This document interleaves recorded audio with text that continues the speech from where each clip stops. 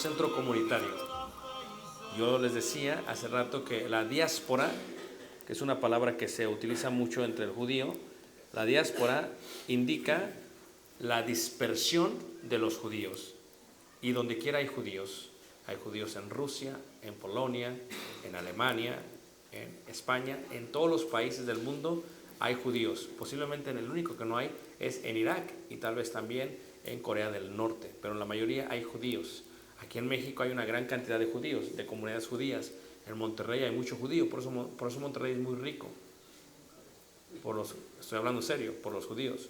Y en Ciudad de México hay muchas comunidades judías. Si tú vas en el aeropuerto, antes de estar a la terminal número 1, te das cuenta de un gran anuncio que dice Shalom, que significa paz. La pusieron los judíos y dice abajo, es un agradecimiento a la Ciudad de México de parte de la comunidad judía. Así que hay muchísimos judíos. En Estados Unidos, la mayoría de los actores y productores son judíos. Entre ellos tenemos a Steven Spielberg, quien hace la película de E.T. o E.T., quien hace la película de Jurassic Park, quien hace la película, no sé, todas las películas que ha hecho Steven Spielberg, demasiado. Y tenemos a muchos otros actores, muchas actrices también. Por ejemplo, la joven que hace la película de La Mujer Maravilla, Wonder Woman, es israelita.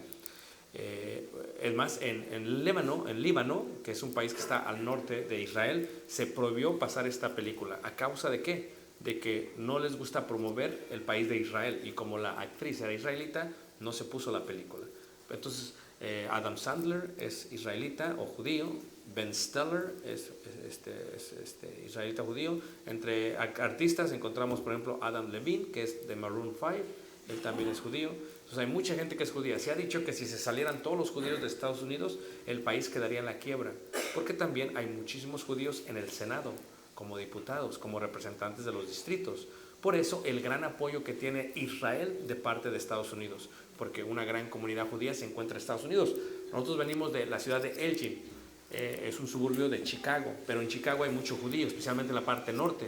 Cuando yo trabajé para negocios, manejaba varios restaurantes en la parte norte, en los pueblos como de Skokie, donde hay una gran comunidad de judíos, donde se ven muchas sinagogas. Así que los judíos son parte de la realidad, en la diáspora, se establecieron por todas partes. Y son importantes para ver cómo ellos tienen que ver con la identidad de la iglesia. En la identidad de la iglesia. Entonces, reitero, cuando vemos una sinagoga judía, estamos mirando a largo plazo lo que era antes realmente, lo que se inició como el centro de la iglesia de Cristo. Recuerden que tenía Pablo un mandamiento. Miren, vamos a verlo ahí en Romanos capítulo 1, verso 16. Dice Pablo, yo no me avergüenzo del evangelio, el cual es poder de Dios para salvación. Al judío primeramente y también al griego. Entonces, cuando la palabra de Dios dice griego, está hablando del pueblo gentil.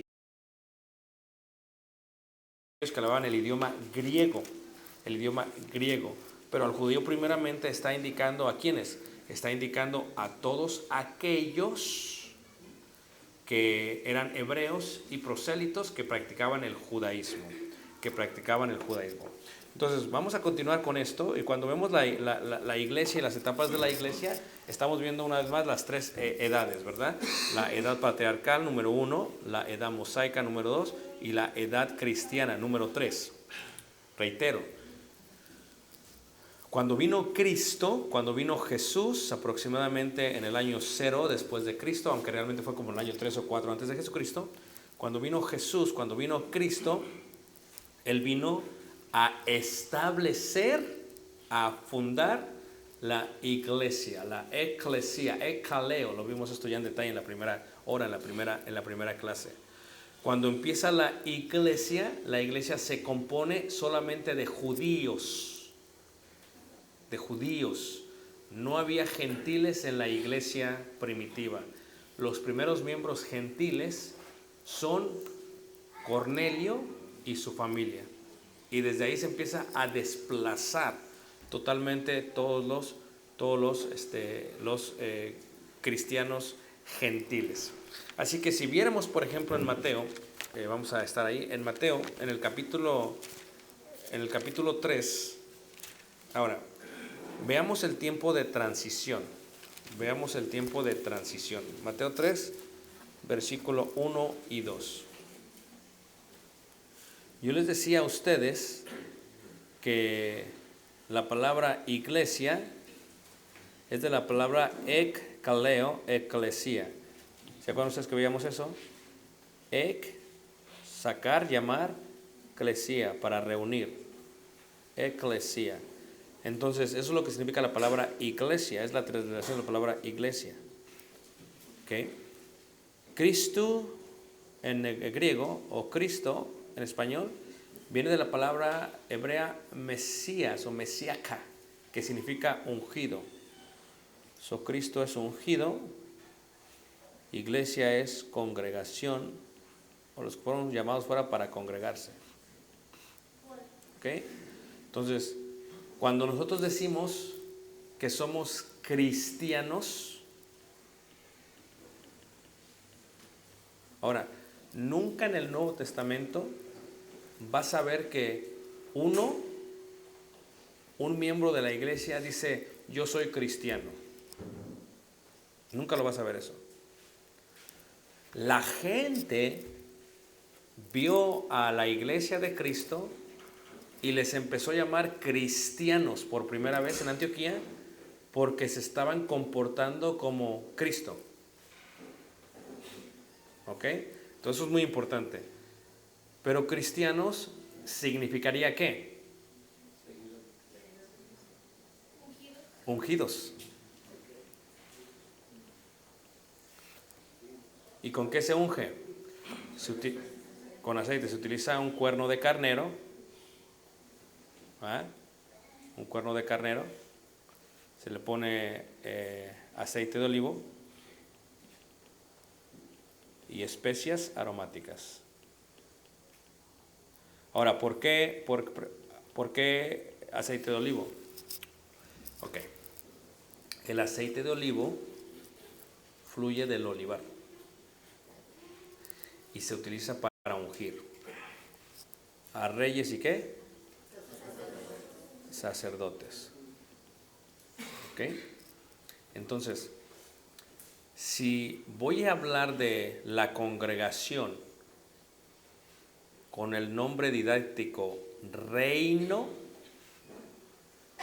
es porque tengo que hablar de un rey. ¿Ok? Ahora, estamos sentados en lugares ¿qué? Celestiales. El reino, ¿de dónde es? Del cielo. Leamos Mateo capítulo 3, verso 1 y 2. En aquellos días vino Juan el Bautista, predicando en el desierto de Judea, y diciendo, arrepentíos porque el reino, de los cielos, ¿sea qué? Ahora, siempre me han hecho la pregunta, ¿por qué es eso? Porque cielo, los judíos no le pueden decir a Dios Yehová.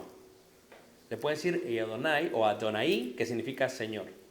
Pero otro nombre que utilizan también es cielo. Cuando le dicen a Dios cielo, le pueden decir Shemaim, que significa cielos. Cuando la Biblia dice el reino del cielo o el reino de los cielos, en el judaísmo es el reino de Dios. ¿A eso se refiere?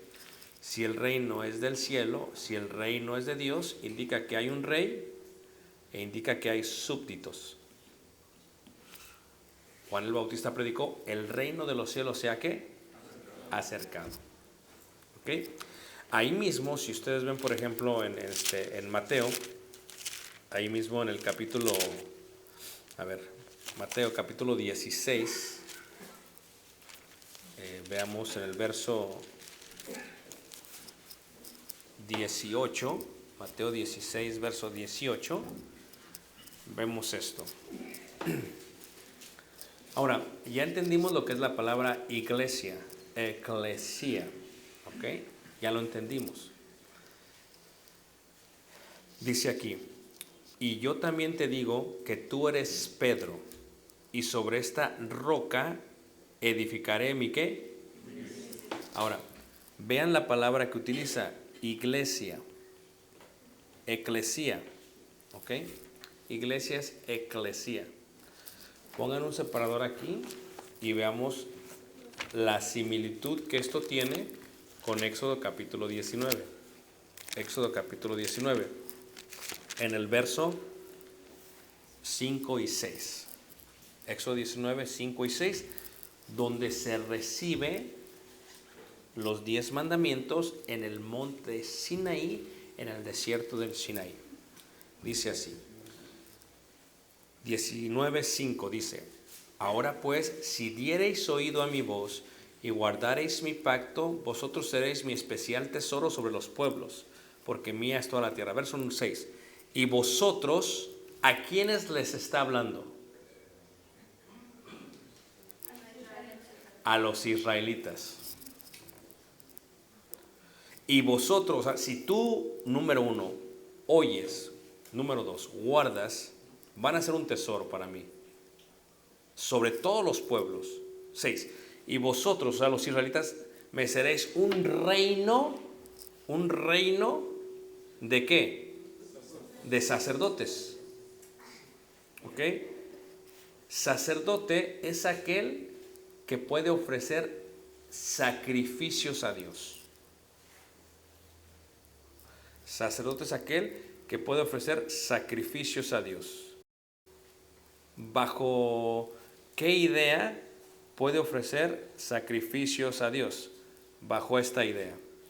Todos estos son sacerdotes y le están ofreciendo a Dios sacrificios en un altar. Ahora, los israelitas serían un reino ¿de qué? De sacerdotes. ¿Me entienden lo que estoy diciendo? Y gente santa. Aquí va a haber una palabra que vamos a estar utilizando. La palabra santa o santo. ¿Ok? La palabra santa o la palabra santo viene de la palabra griega agios o de la palabra hebrea kadesh. ¿Ok? Esto es apartado para el uso exclusivo de Dios.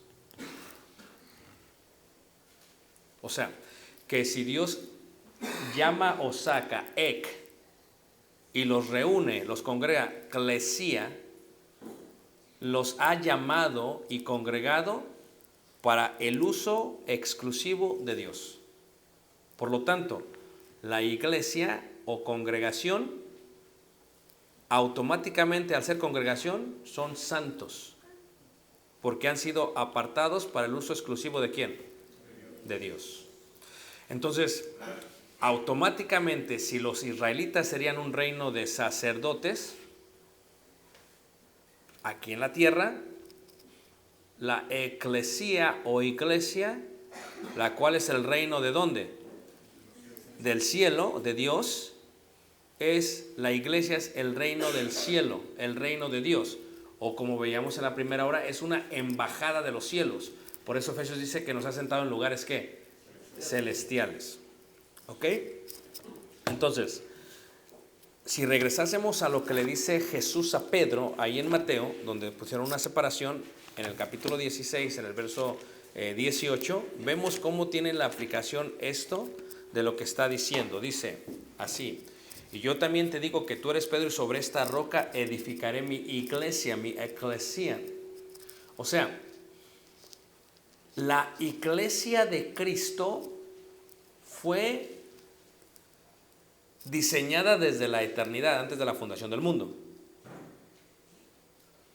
¿Ok?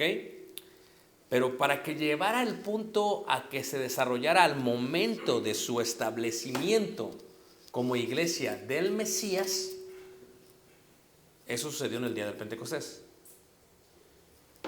A ver, ¿cómo lo explico de mejor manera? Vamos a verlo de esta manera, ¿ok? Lo voy a explicar de una manera sencilla. A ver, los que saben matemáticas, ¿qué símbolo es este, hermanos? Infinito. ¿Qué significa infinito? Que no tiene fin. Ándale. Vamos a decir que una rueda es infinito, por eso los anillos son rueda. Se supone que es para la eternidad. No tiene fin ni principio. ¿Ok? ¿Cuándo comenzó el infinito? ¿Tuvo principio? ¿Tuvo fin? Okay. En un momento del infinito, de la eternidad, Dios decide crear los cielos y ¿qué? y todo lo que en ella hay. ¿Ok? En un momento. Cuando hace eso, establece las lumbreras, el sol y la luna. Y en el momento que se empieza a reconocer el tiempo cronos, lo cual viene de la idea cronológica o cronología.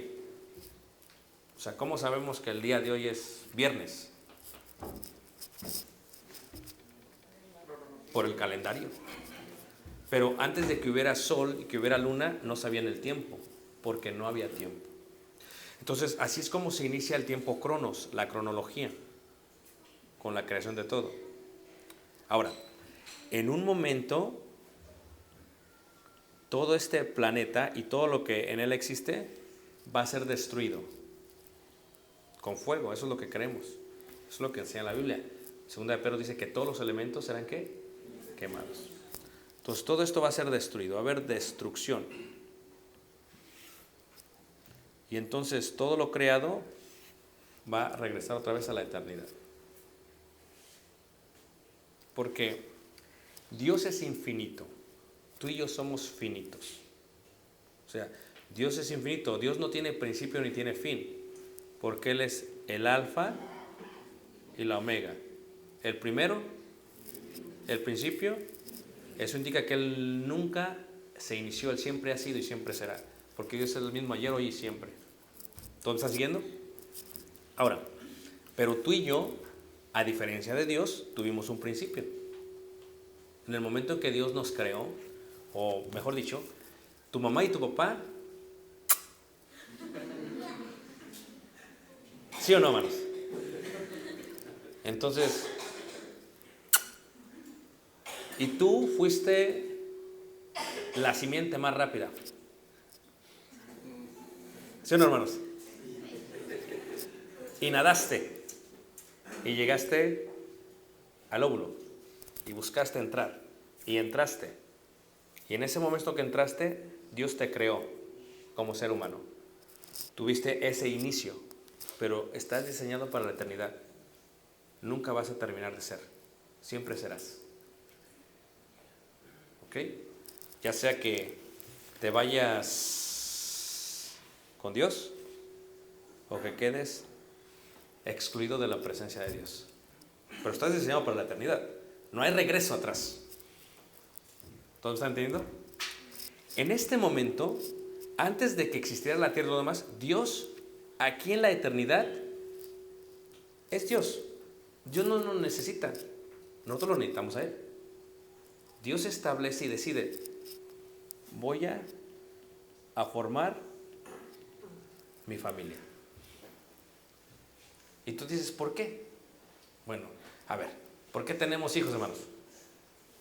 Porque queremos cambiar pañales, porque queremos desvelarnos, porque queremos tener dolores de cabeza, hijos chiquitos, problemas chiquitos, hijos grandes, problemas grandes. ¿Por qué tenemos hijos? Si la pregunta que te haces es ¿por qué? Pues simplemente porque queremos formar una familia. ¿No es cierto, hermanos? Y a pesar de todo el dolor que nos van a causar, ¿qué hacemos? Y las mujeres a veces, a pesar de que les destruye todo su cuerpo, ahí van otra vez. Qué ilógico, es la realidad. Dios, leímos en el inicio de la clase, por el puro afecto de su voluntad, decidió tener familia. No tenía que, pero decidió. Cuando decide tener familia y nos crea, como nos crea imagen y semejanza de Él, hay una consecuencia a causa de la creación. Nos tiene que hacer con libre albedrío. Porque si somos a imagen y semejanza de Él, pues tenemos que decidir por sí solos. Dios sabe lo que significa eso. Dios nos hubiera podido crear y llevado al cielo siendo robots. ¿O no es cierto? Pero, ¿crees que así nos quería tener Dios? Dios quería que estuviéramos allá por nuestra propia decisión. Es como tú, tienes 3 hijos, 4 hijos, los reúnes a todos en tu casa. Vengan todos a mi casa, vamos a tener una cena. Y tienes 3 hijos, 2 bien contentos y alegres, y el otro triste y enojado, molesto. Mijo, ¿por qué estás así? Yo no quería estar aquí. ¿Pero por qué viniste? Porque me dijiste que tenía que venir. Pero yo no quería estar aquí. Podía estar bien con mis amigos. Dios quiere que elijamos estar en la cena. Dios no quiere nada a la fuerza. Todo es por la voluntad ¿qué? Propia. Y eso le llama libre albedrío. ¿Okay? Entonces lo que hace Dios es que Dios forma su familia, y esa familia que Dios decide desde la eternidad dice, voy a hacer esto con mi familia, la voy a diseñar. Esta familia es el reino, es la iglesia o eclesia. Pero tiene un detalle ahí Dios cuando nos crea. ¿Cómo van a poder entender qué es la iglesia? Bueno, para que entiendan qué es la iglesia, los tengo que llevar, a ver, aquellos profesionistas de este lugar. ¿Qué tal si tú de pronto tienes 5 años y órale, a la universidad, mijito, vayas a la universidad? ¿Qué pasaría si haces eso? Cuando te sientes en la clase y te digan, a ver, vamos a ver un poquito de biología y de química, y te dan los términos, tú te quedas como, ¿oh? Y está escribiendo líneas, eso no sé ni leer. Bueno, Dios no puede mostrar su iglesia a menos que nos lleve por kinder, primaria, secundaria, preparatoria y universidad. Y lo que le digo a la gente, el Antiguo Testamento es kinder, primaria, secundaria, preparatoria. El Nuevo Testamento es universidad.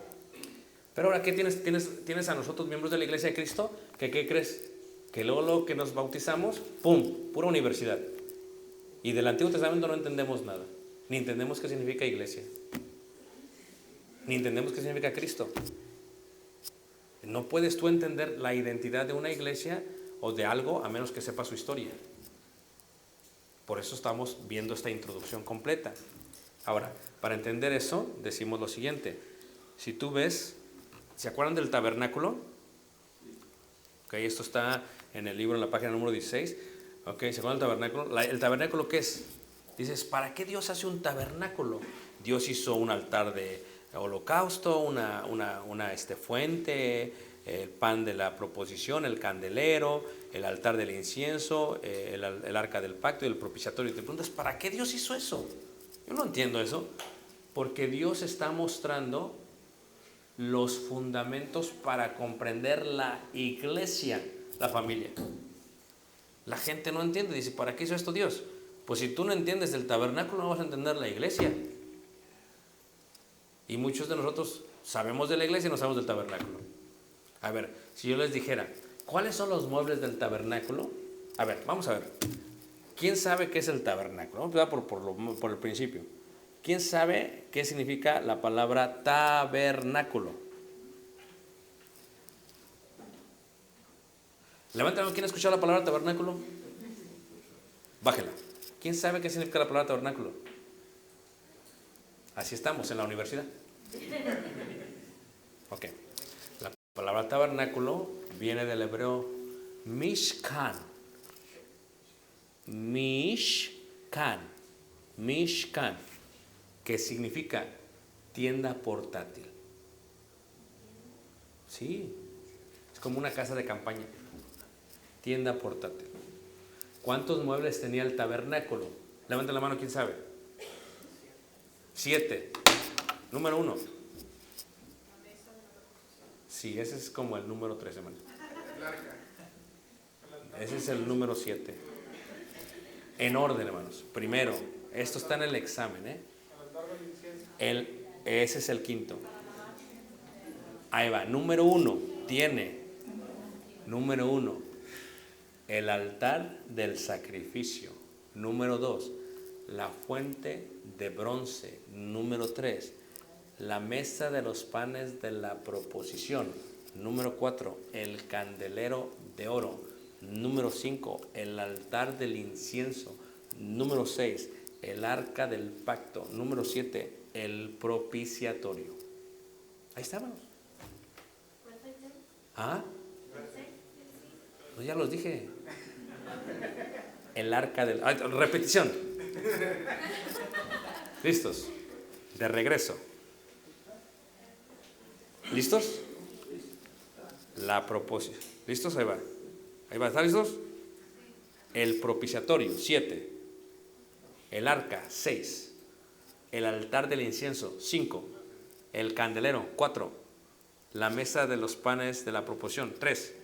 la fuente de bronce, 2, y el altar del sacrificio, 1. ¿Por qué es importante esto? Es importante esto porque si tú comprendes ello, entiendes por qué una persona se tiene que negar a sí mismo, por qué una persona se tiene que bautizar, por qué la iglesia guarda la cena del Señor todos los domingos. Si tú no entiendes esto, no entiendes lo demás. O sea, para comprender la iglesia de Cristo, su identidad, tienes que entender la historia. Y eso es parte de lo que estamos hablando. O sea, que cuando decidió Cristo establecer su iglesia desde la eternidad, lo que hace primero es que la diseña, pero va por partes. Edad patriarcal, edad mosaica, y ahora sí, edad cristiana, ya saben. Pero ¿qué pasa? Si no hace eso, no se podría comprender todo eso. Por ejemplo, ¿cómo yo comprendo qué es sacerdocio? A ver, ¿quién de ustedes alguna vez ha matado a un animal? Algunos. ¿Y quién lo ha quemado totalmente? Sin comerse nada. Bueno, eso es lo que hacían ellos. Entonces, la pregunta sería, ¿por qué y para qué se hizo eso? Regresamos a esta parte. Porque para entender lo que es la iglesia de Cristo, tienes que entender el tabernáculo. ¿Verdad que nosotros cantamos? ¿Verdad que nosotros hacemos la mesa del Señor? ¿Por qué? Si entiendes el tabernáculo, entiendes por qué. Si no, no entiendes. Ahora, el tabernáculo se establece en el monte Sinaí. Sinaí. Cuando los israelitas duran 41 jornadas, 40 años, y entran a tierra prometida, lo cual, esto es lo que vamos a ver, cuando entran a tierra prometida, ¿qué es lo que pasa? 40 jornadas y entran a tierra prometida. ¿Okay? Cuando entran a tierra prometida, cruzan el río Jordán. Cuando pasa el arca del pacto en el río Jordán, las aguas del río Jordán se abren, así como el Mar Rojo, ¿verdad que sí? Ok, en ese lugar donde pasa el arca del pacto, es el mismo lugar donde se bautiza Jesús. ¿Cómo sabemos? Porque la Biblia lo dice. Y no solamente es el mismo lugar donde se bautiza Jesús, es el mismo lugar a 1 kilómetro donde se llevan a el profeta Elías en un carro de fuego. Todo pasa ahí. ¿Y por qué eso es importante? Es importante para entender lo que es la iglesia. Por ahí entraron y luego subieron hasta llegar hasta el monte Sinaí. Porque en el monte Sión, perdón, el Sinaí es el lugar donde están los 10 mandamientos. Pero el monte Sión es el lugar donde se va a establecer el templo. En el mismo lugar donde Abraham iba a sacrificar a su hijo, ¿qué? Isaac. ¿Ok? Entonces, para entender esto todavía en mejor manera, lo que tú debes de entender es que lo que era el tabernáculo en el monte Sinaí vino a ser el templo en el monte Sión, o también se llama el monte Moría. Se me perdió. ¿Qué pasó? Déjame ver que se me ha perdido. El monte Moría. ¿Ok? So, lo que fue el tabernáculo vino a ser el templo. Y ahí mismo en Jerusalén, Yireh Shalaim o Yireh Shalom, ¿qué significa Yireh? Proveer y Shalom. ¿Sí ven cómo no se les va a olvidar nunca? Ahí está. Por eso me gusta ver lo que significan los nombres. Ahí mismo en el monte Moría es donde se inicia la iglesia de ¿qué? ¿Cuándo? ¿Cuándo se inicia la iglesia de Cristo? ¿Cuándo? ¿Ah? Sí, pero ¿cuándo? ¿Ah? Ah. Para entender qué debe... Es que estar en la universidad ustedes, hermanos. ¿Necesitamos regresar a dónde? Al kinder. ¿Ok? La ley que se dio en el Sinaí, la ley de Dios, la ley de Moisés, tenía 3 secciones: sacrificial, judicial y ceremonial. La ceremonial tenía 7 fiestas judías. como hay 7 muebles, 7 fiestas judías, en orden, listas, hermanos. Número 1. No. Número 1. ¿Ah? Ándele. Número 1. Va en orden, ¿ok? ¿Cómo los tengo? La Pascua, número 1. Los panes sin levaduras, número 2. Las primicias, número 3. Las semanas, número 4. ¿Sí van bien? ¿O la repito? Ok. El día de expiación, número 5.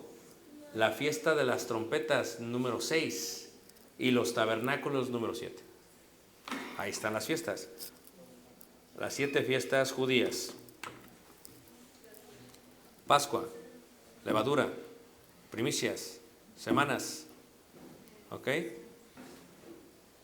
Expiación, trompetas y tabernáculos. Ahora sí, va de nuevo. ¿Cuándo saca Dios a los israelitas? Eclesia. ¿Cuándo los saca de Egipto? ¿Qué fiesta? Pascua. Very good. Jesús es el Cordero de Dios que quita el pecado de ¿quién? Muy bien. ¿Cuándo se establece la iglesia? ¿Pero qué significa Pentecostés? 50. ¿Por qué? ¿Verdad? Ahí les va, ¿ok? Pongan atención, está en el examen final. ¿Listos? Día de la Pascua, 50 días después, se celebra el día, la fiesta de las semanas. ¿Por qué semanas en hebreo es Shabbat? A ver, todos juntos. Shabbat. Así como el Chavo del 8, no. Shabbat. 1, 2, 3. Shabbat.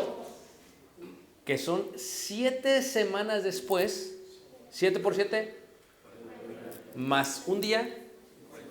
Porque la palabra 50 en griego es una palabra transliterada. En griego se dice Pentecostés. Pentecostés significa 50. ¿Pero por qué 50? Porque son 50 días después de la ¿qué? La Pascua. Ahora, en la tercera fiesta, la fiesta de las primicias, se dan los primeros frutos de la cosecha. Pero en la fiesta de las semanas se da la primera cosecha del grano de trigo y cebada.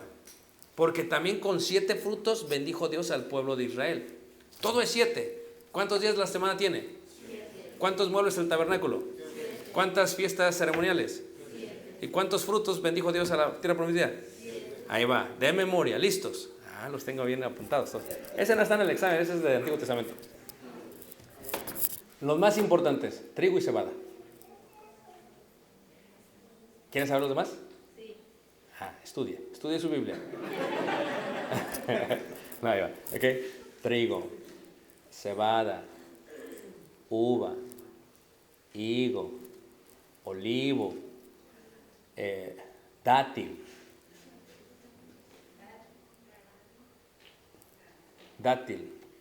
granada. Son 7, ¿ok? Otra vez, ¿listos? Trigo, cebada.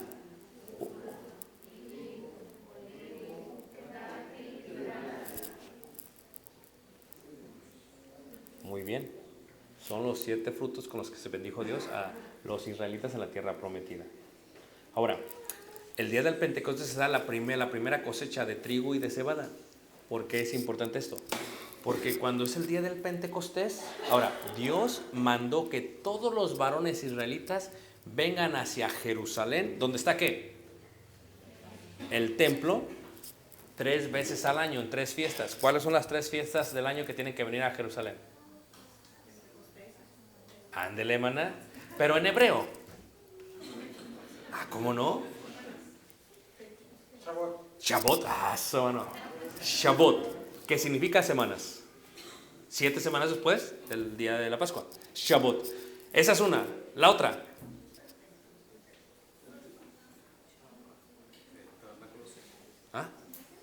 Ahí les va. Las 3 fiestas que manda Levítico capítulo 23. ¿Listos? Número 1, panes sin levadura. Número 2, Shabbat, semanas. Número 3, tabernáculos. En esas 3 fiestas tiene que estar todo judío varón en Jerusalén. Es mandamiento. Y el que no vaya, lo cortan del pueblo. Los comulgan. Imagínate tú, si no venimos el domingo, y si fuéramos judíos te cortaban del pueblo. Ya no te volvieron a dejar entrar. Así era de estricto el pueblo de Israel. ¿Ok? Entonces, ¿qué tiene que ver esto con el establecimiento de la iglesia? Tenía que ser el día del Pentecostés porque es el día en que se dan los frutos de lo que se había sembrado. Pues Jesucristo había muerto, lo habían sepultado, ¿ok? Y había resucitado. ¿Y qué es lo que pasa? Después de que se siembra la semilla dentro de la tumba, 50 días después da sus frutos. En el Pentecostés, nosotros somos los primeros frutos. Esto es la iglesia. Sobre esta roca estableceré mi ¿qué? Mi iglesia. Entonces esto es muy importante para entender lo que es la iglesia de Cristo. Una vez más estaba en el templo donde estaba Sión. Sinaí, Sión. Tiene que iniciar ahí. ¿Por qué ahí? Porque ahí celebra el Pentecostés. ¿Se acabó la pila? Se movió. Se va a acabar la pila.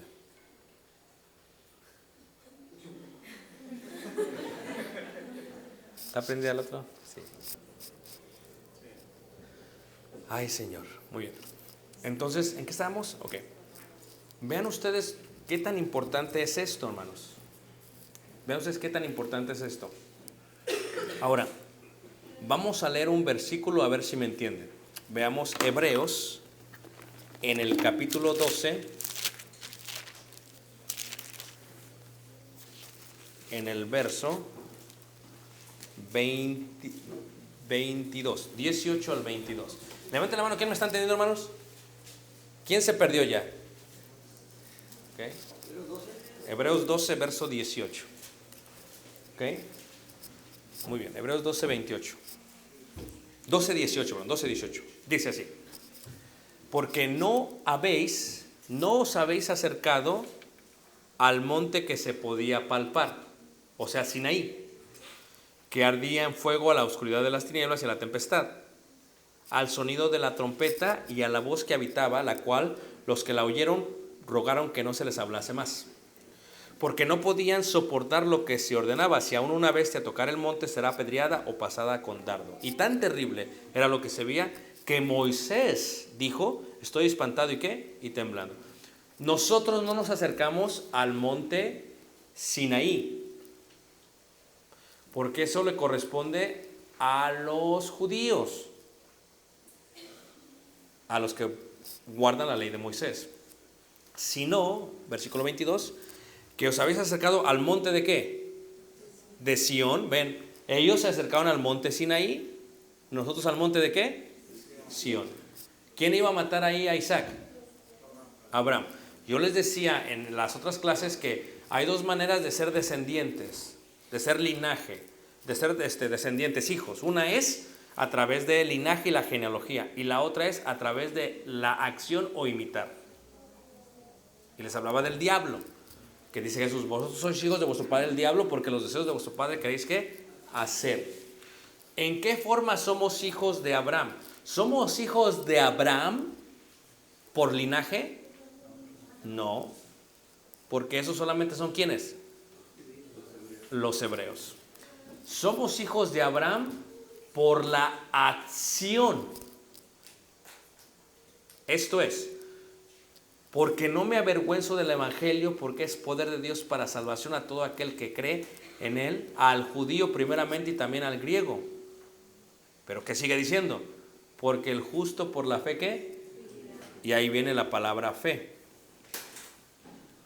Nosotros somos hijos de Abraham no por el linaje, sino por la fe. ¿Y qué es la fe? Sino la certeza de lo que se espera, la convicción de lo que no sé qué. ¿Pero qué es la fe? La fe, la cual no la comprende mucha gente y a veces se frustra uno porque no se comprende. ¿Qué es la fe, diría alguno? La fe viene de la palabra hebrea que se dice emunaj. Emunaj. ¿Qué quiere decir? No solamente creer, sino hacer algo al respecto. En el hebreo, hermanos, nosotros los occidentales estropeamos todo el lenguaje, pero en el hebreo todo es junto, no solamente el aspecto mental, psicológico, espiritual, sino de acción. Tú dices, el que tiene fe, para el judío tener fe indica no solamente acá, sino en la acción. A ver, ¿cómo sabemos que Abraham tuvo fe? Porque levantó el cuchillo y le iba a matar. Pero si hubiera ido ahí en el camino y dijera, no, ¿sabes qué? Siempre no, Isaac, vámonos para abajo mejor. Eso no es fe. Porque él le dijo al ángel, ya no más, porque lo iba a ¿qué? A matar. Cuando le dijo Dios a Abraham, a ver, sal de tu casa y de tu parentela a la tierra que yo te mostraré. No andaba con que a lo mejor sí, a lo mejor no. ¿El qué? Salió. Y cuando le dijo a Abraham, a Dios a Abraham, en ti serán benditas todas las familias de la tierra, vas a tener linaje. ¿Qué fue lo que hizo Abraham? Abraham tenía cerca de 100 años, dice la escritura, ¿y qué? Habló con los hermanos que son... ¿Quién es mayor de 80 años de aquí? Con el respeto que me merecen los mayores. Ok. Abraham, cuando le dice eso, dice, ok, pero ¿qué tenía a Abraham que hacer para tener hijos? ¿Qué tenía que hacer? ¿O no es cierto, hermanos? Entonces, ¿pueden imaginarse a Abraham de 100 años?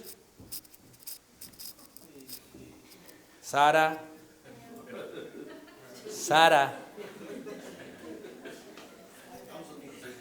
Entonces, el libro de Romanos lo explica de mejor manera. Dice que, aunque ya estaba su cuerpo como muerto, es lo que dice la escritura, tuvo fe. Y fue. Cuando Sara escuchó, porque Sara bien chismosa andaba escuchando en la tienda, cuando Sara escuchó que iban, ¿qué hace Sara? ¡Ja, ja, ja! Se empieza a reír. Ah, por eso le vas a poner a tu hijo Isaac, porque Isaac es risa. En hebreo no es risa así. En hebreo es ¡ja, ja, ja, ja! Es carcajada. Entonces, cuando tú le pones a tu hijo Isaac, es carcajada. Y luego viene amargado el niño.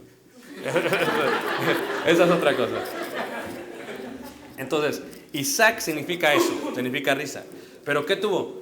Tuvo que decirle a Abraham. Abraham no solamente creyó, Abraham fue y tuvo ¿qué? Intimidad física. Aunque su cuerpo estaba muerto casi ya. Él creyó. Cualquiera de ustedes, hombres que tienen si tuvieran mayores de 80 años dirían, eso es imposible, hermano, ya 80 años ya, ¿para qué? Eso ya no nos interesa. Eso ya, ¿para qué? Eso para nosotros no es importante. Pero Abraham creyó.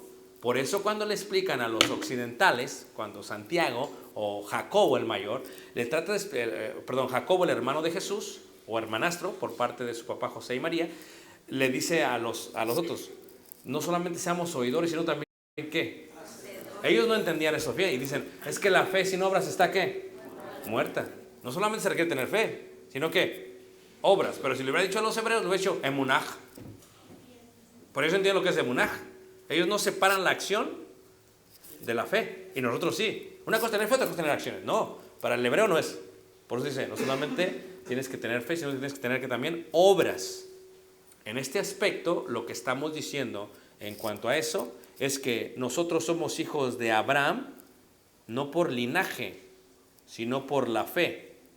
Porque la misma fe que tuvo Abraham, la tenemos nosotros. Porque ¿quién de ustedes vio alguna vez a Jesucristo? Nadie. Pero la convicción que tenemos en cuanto a su existencia es muy fuerte. Entonces, somos hijos de Abraham por fe y no por linaje. Por lo tanto, Abraham tiene descendientes por linaje y tiene descendientes por su acción.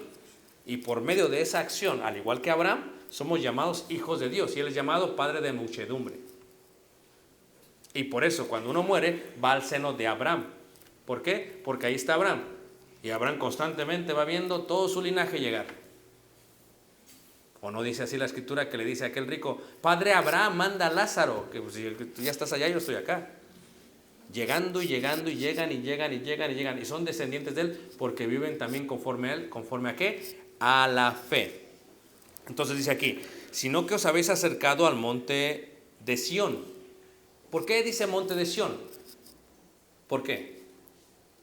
Porque es el monte Moría. ¿Y qué pasó en el monte Moría? Abraham iba así igual, nosotros nos acercamos ahí. Y dice, sigamos leyendo, a la ciudad del Dios ¿qué? Vivo. A la ciudad del Dios vivo. ¿Cuál es la ciudad del Dios vivo? Dice, a Jerusalén la ¿qué? Porque hay una Jerusalén terrenal y hay una celestial. ¿De dónde es el reino? De los cielos. ¿Dónde nos sentamos en lugares qué? Entonces somos miembros de la ciudad ¿de dónde? De los cielos, Jerusalén la celestial. Y eso es la iglesia de Cristo. Sigamos leyendo. A la compañía de muchos millares de ángeles, versículo 23. Ahí está. A la congregación. ¿Y qué es congregación? Cajal. ¿Qué es cajal? Caleo. ¿Qué es caleo? Clesia. Iglesia es lo mismo que congregación, la cual es Jerusalén la celestial, la cual es el monte de Sión. Por eso decimos, a la congregación de ¿quiénes? ¿De los qué? Primogénitos. Pero pongamos atención a esto. Pongamos atención. Vimos en la mañana que primogenitura es Bekor en hebreo. Primogénito significa el que nació primero. Ahora, ¿quién nació primero, Ismael o Isaac? ¿Y quién tiene la primogenitura? Porque es hijo de la ¿qué? De la promesa. ¿Quién nació primero, Esaú o Jacob? Esaú, el velludo. Si tú le pones a tu hijo Esaú y es lampiño, no hace sentido. Porque Esaú significa ¿qué? Velludo. Entonces, ¿quién nació primero, Esaú? Ahora, todo esto es primaria. Kinder. A ver, hermanos, 1 más 1, 2. 2 más 2. Entonces, así como Ismael no es el hijo, y así como Esaú no es el primogénito, así también no son los judíos, sino los gentiles o israelitas espirituales. ¿Sí ves? No es A, es B. No es A, es B. No es A, es B. Por eso lo pone Dios así, para que comprendamos. Y somos la congregación de ¿quiénes? De los primogénitos. Porque primogénitos en el aspecto bíblico no solamente es el que nació primero, primogénitos es el que tiene el estatus de autoridad y poder. Por ejemplo, si tú hubieras vivido en el Antiguo Testamento y tú tienes 3 hijos. Vamos a decir, por ejemplo, el hermano tiene 3 hijos. Un ejemplo, hermano. ¿Tiene 3 hijos? Sí, le atiné. ¿Algún hijo varón? ¿Y los demás? Ok. Vamos a decir que son todos hombres. Y el primero se llama Martín. ¿Y el segundo? Eduardo. ¿Y el tercero? Ángel. Muy bien, vean. En la ley de Moisés, si el hermano muere, no, todavía no, tranquilo. Si el hermano tuviese 9 millones de pesos, un ejemplo, tranquilo, no se emocione, es un ejemplo. Tendría que darle a Martín 6 millones y los otros 3 repartirlos entre Eduardo y Ángel. ¿Sabe usted eso, hermano? Y cuando usted muere, quien tiene la patria potestas, la autoridad, es Martín. Es el pesado, aunque no le cae bien a usted. Entonces, cuando dice la congregación de los primogénitos es que a nosotros nos está dando esa herencia.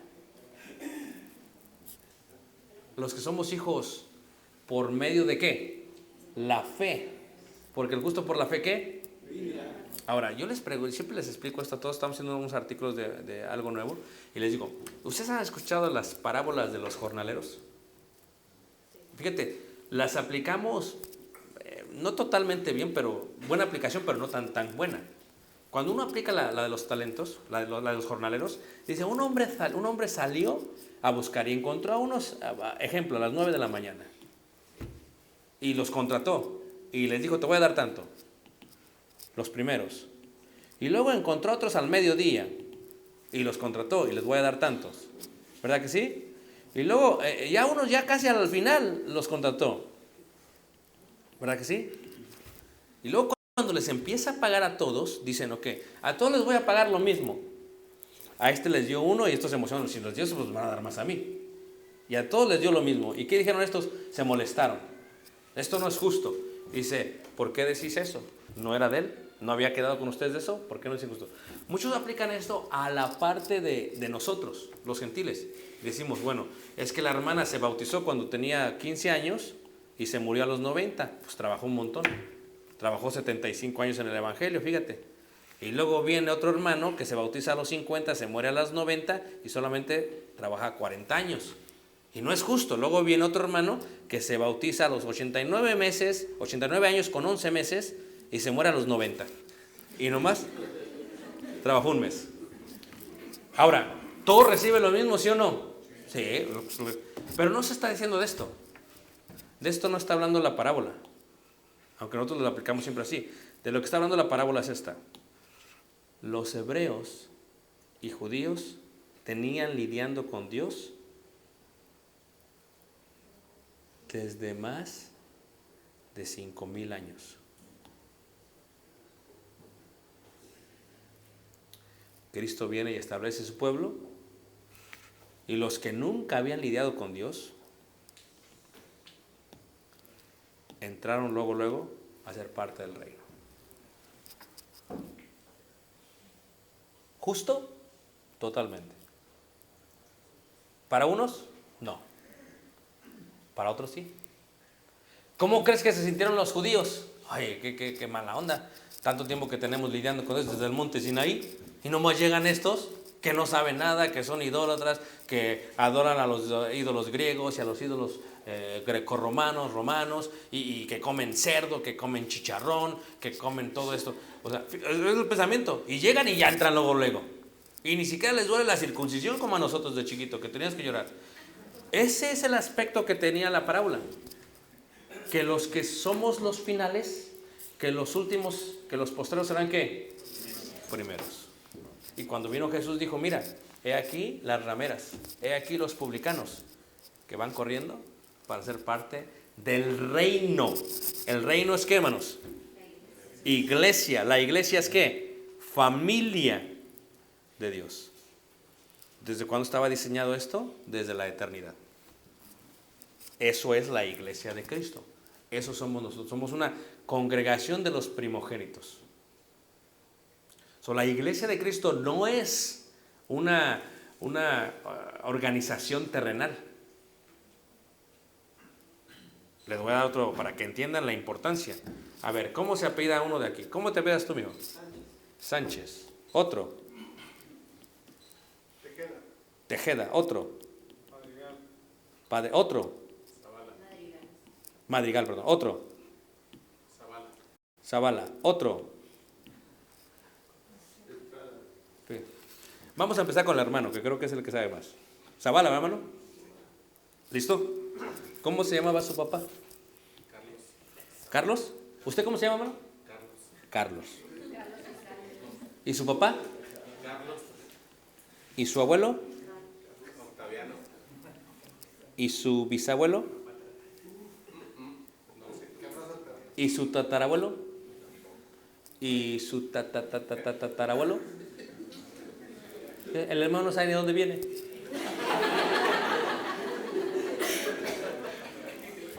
¿Todos me están siguiendo?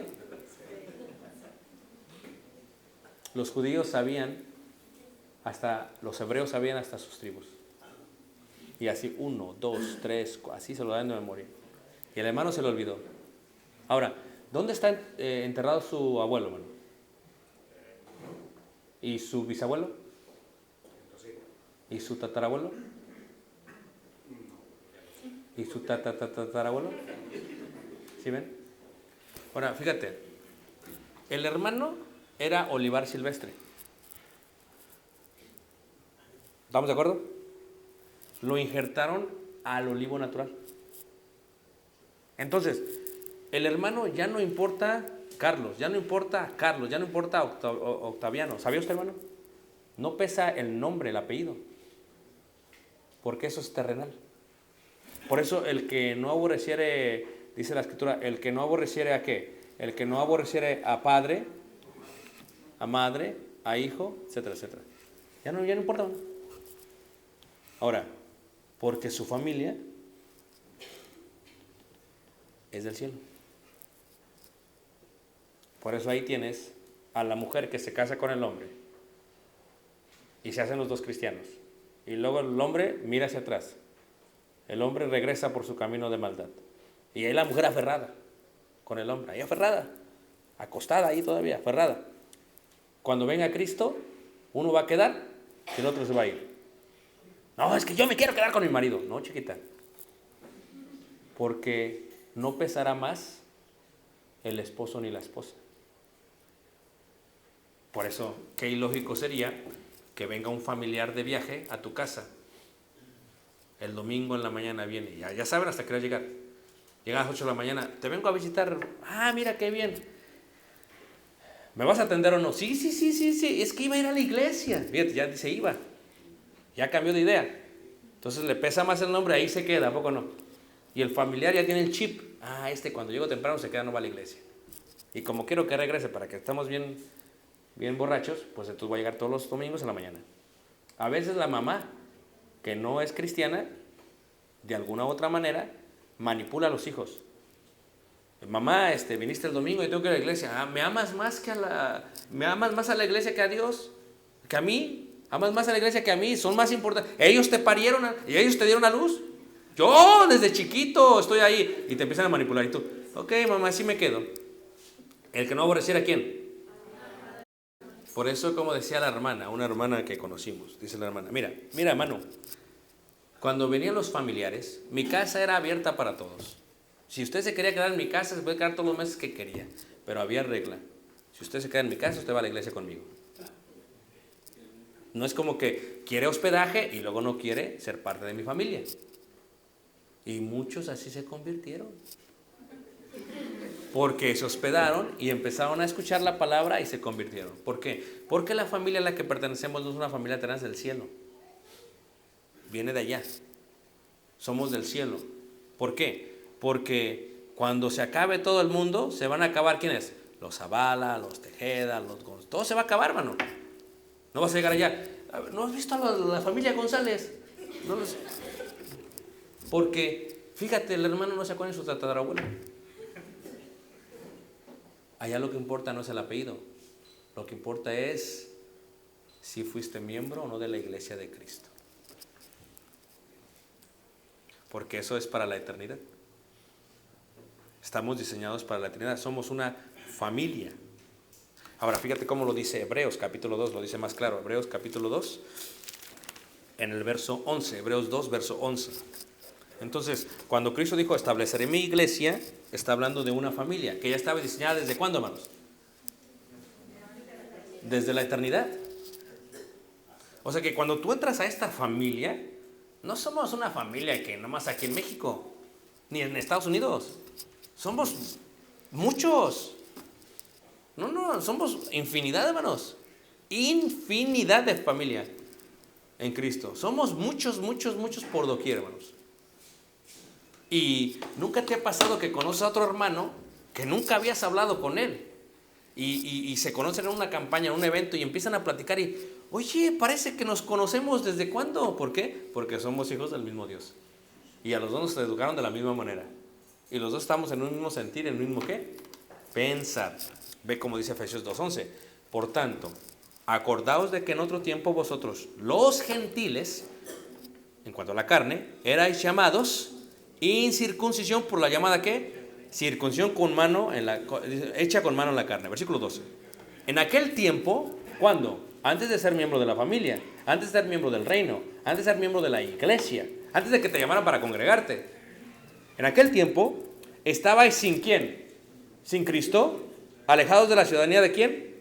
De Israel, dice, y ajenos de los pactos de la promesa, sin esperanza, sin Dios en el mundo. 13. Pero ahora, en Cristo Jesús, vosotros que en otro tiempo estabais lejos, habéis sido hechos cercanos por la sangre ¿de quién? De Cristo.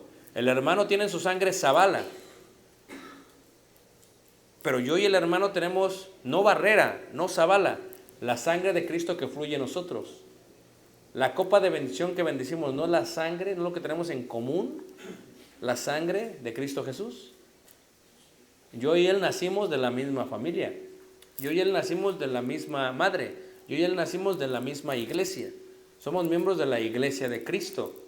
Por eso es importante el nombre, por eso es importante la práctica, por eso es importante la familia.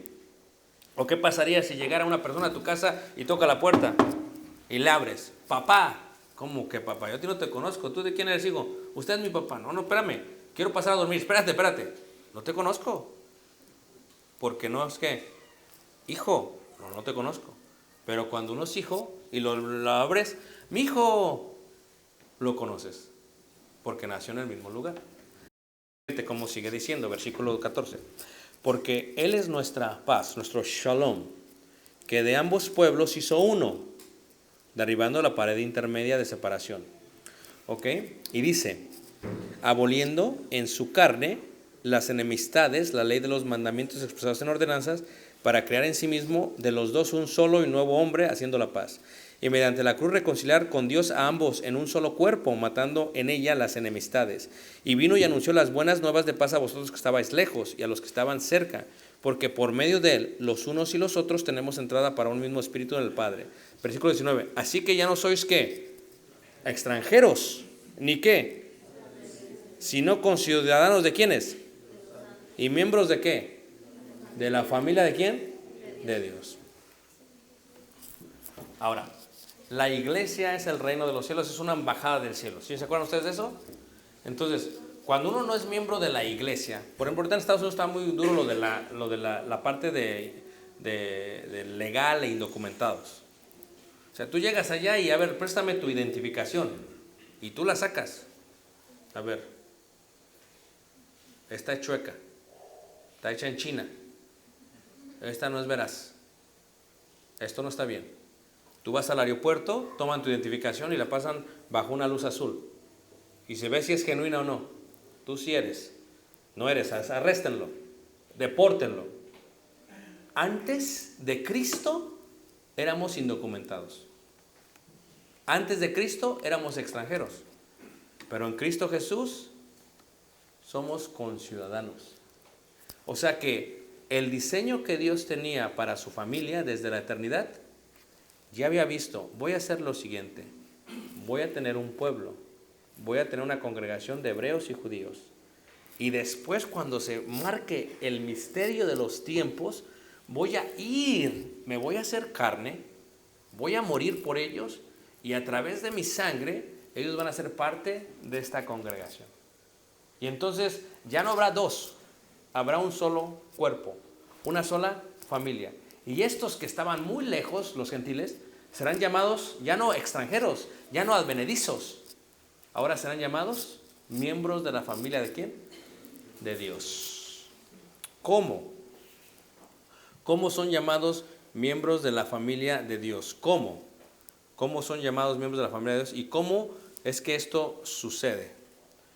¿Cómo es que esto sucede? Bueno, es muy sencillo. Lo voy a explicar de esta manera. Vean ustedes.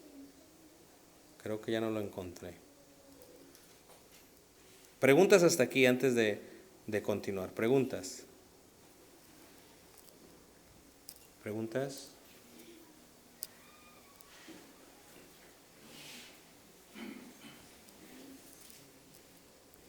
Preguntas. No lo encuentro.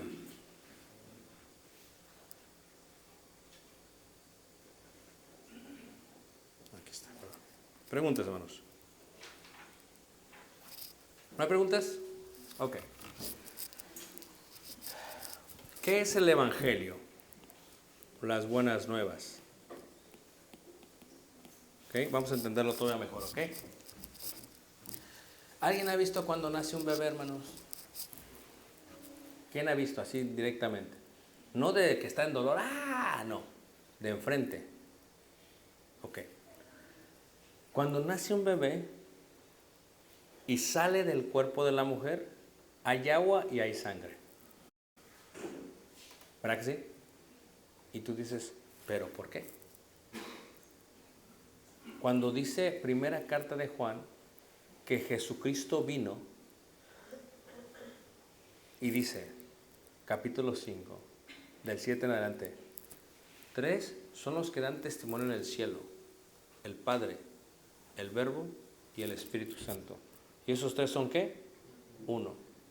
Y 3 son los que dan testimonio en la tierra, el agua, la sangre y el Espíritu. Levante la mano, ¿quién no entiende esa parte para explicárselos? ¿Todos la entienden? A ver, explícamela.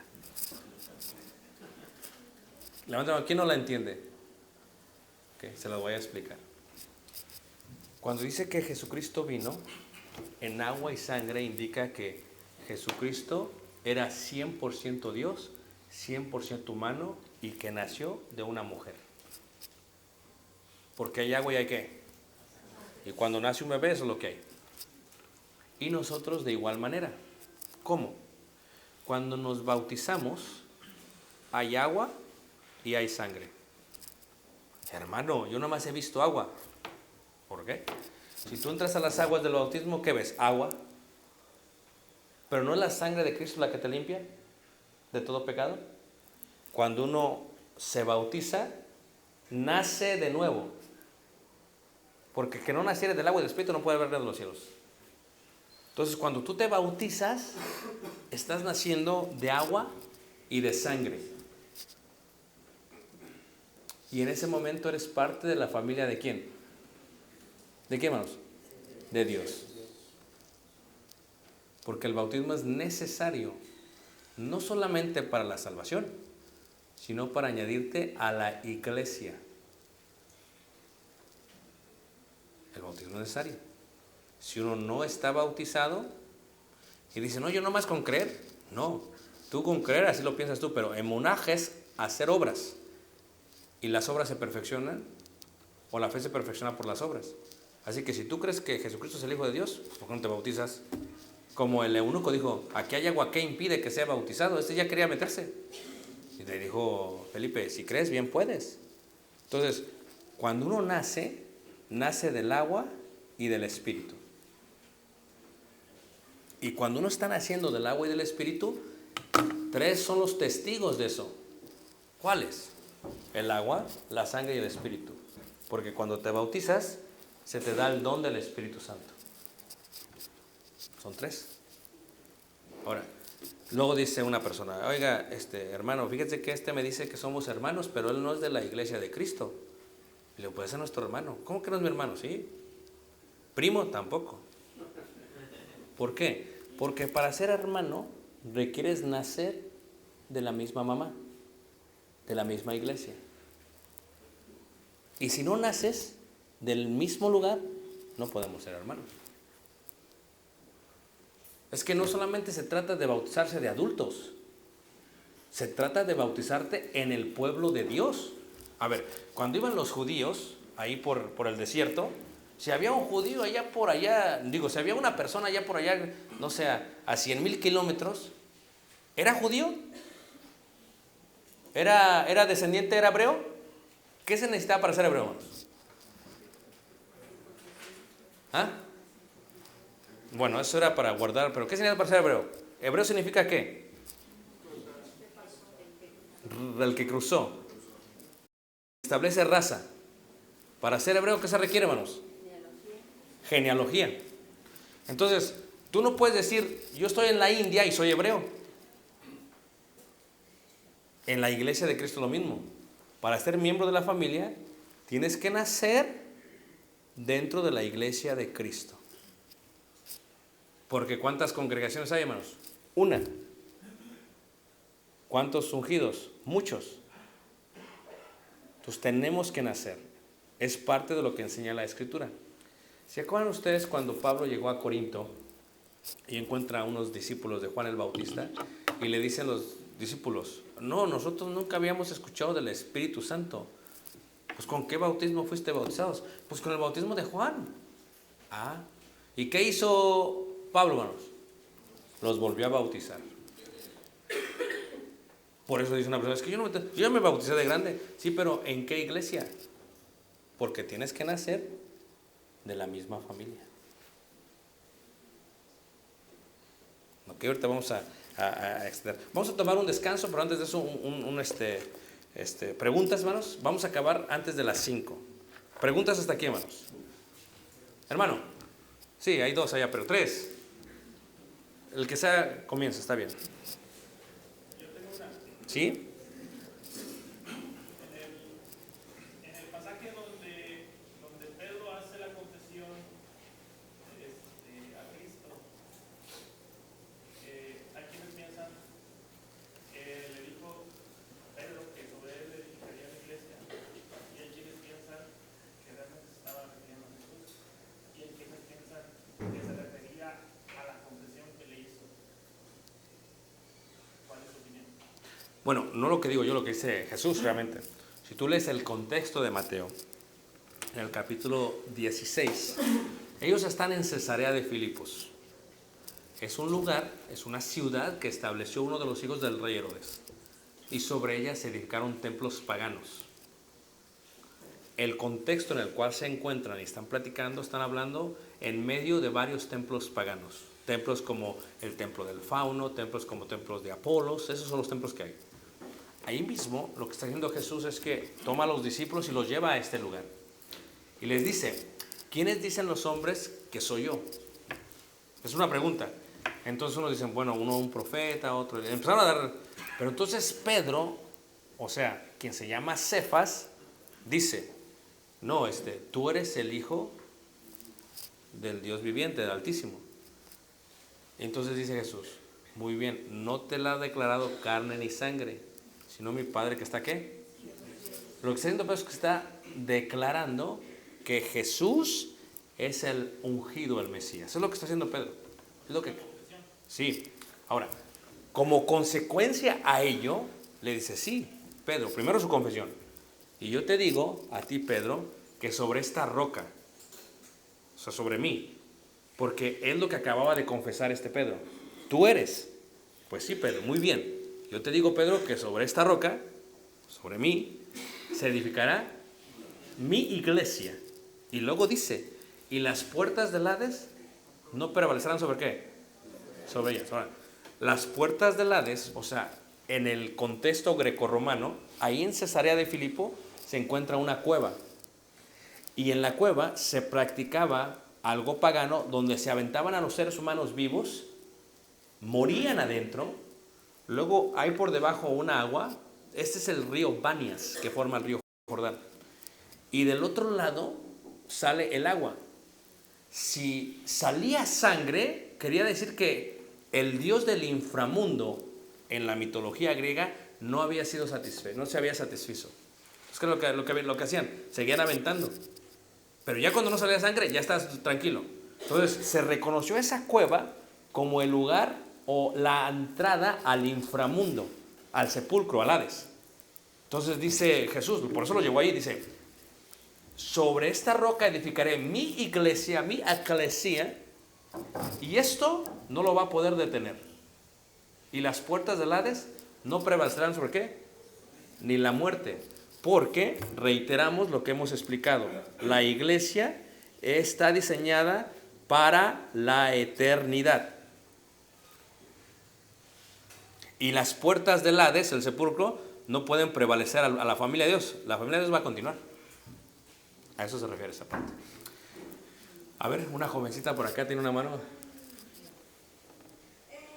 Sí, con lo que ahorita dijo, yo tenía la duda que pues si ella se hace cristiana, aparte de aquí, y yo no, en sí deberíamos de ser hermanas. Ustedes son hermanas en la carne. Ok. Mira, ustedes van a ser hermanas en la carne hasta el momento que una de las dos muera. Porque, ¿qué es lo que va a dejar aquí? Pues la carne. Por eso en el matrimonio la muerte es la única forma de disolución. Por eso le dice la mujer a Jesús, oye Jesús, le dicen los saduceos, mira, es que tenía una mujer y luego se le murió el hombre. Y luego vino su hermano y la tomó. Y luego se le murió el hombre. Y vino ¿de quién va a ser esposa? Fíjate cómo, a ver, ¿de quién? ¿Del primero, del segundo? ¿No sabían de quién? Ah, dice Jesús, no, es que ya pasó. Es que la mujer está ligada por la ley al marido mientras éste vive. Pero una vez que muere, es libre para casarse con quien quiera, con tal que sea en el Señor. Entonces, en el caso de ustedes que son hermanas, si tú te haces cristiana y ella no, son hermanas en la carne. ¿Ok? Pero lo que Dios te dice a ti es, ya no tiene tu hermana prioridad. No vas a priorizar a tu hermana. Si tu hermana dice, hermanita, por favor, vamos al parque, ven, cuídame el domingo. Ay, mi hijita, te amo en el Señor, pero primero es ¿quién? Dios. Ya después que le sirva a Dios, ahora sí. Pero voy a seguir primero a Dios. En ese aspecto decimos que lo que está diciendo la Escritura es que ya no es tu hermana, y aun si tuvieras que dar ayuda. Por ejemplo, vamos a decir que tú tienes $10. Bueno, 20 pesos, 200 pesos. Entonces, resulta que tu hermana en la carne necesita 200 pesos. Y te acabas de enterar que tu hermana en la fe, o que yo necesito 200 pesos. Y tú dices, a ver, ¿a quién se los doy? 200, 200, 200. Pues la Escritura nos dice que tenemos que hacer el bien mayormente a los de la familia en la fe. ¿Cómo la ves desde ahí? Porque lo que a ustedes dos las une es un apellido, es su papá. Pero, a ver, ¿quién fue tu tatarabuelo? Ya ni sabes. Y lo que a nosotros nos une es la sangre de Cristo. Estamos unidos hasta la eternidad. Así que priorice bien sus cosas. Primero es Dios, después es la iglesia, ya después es su hermana en la carne. Con eso no estamos diciendo que ya no le vas a hablar. No, tienes que evangelizarla. Porque qué bonito que sean 2 hermanas en la carne y luego 2 hermanas en la fe. ¿A poco no? Por eso yo y mi esposa somos hermanos en la fe. Y si los dos morimos fielmente, pues vamos a estar toda la eternidad juntos. Ah, pero ya no como esposos. Por eso hay que disfrutarnos aquí. Porque una vez que mueren los dos, nadie se va a casar hasta que venga el Señor Jesucristo. Vamos a ver qué pasa. Pero ya, si yo muero y queda vida ella, puede casarse con quien quiera, con tal que sea en el Señor, otro cristiano. Por eso uno nunca sabe para quién trabaja, hermanos.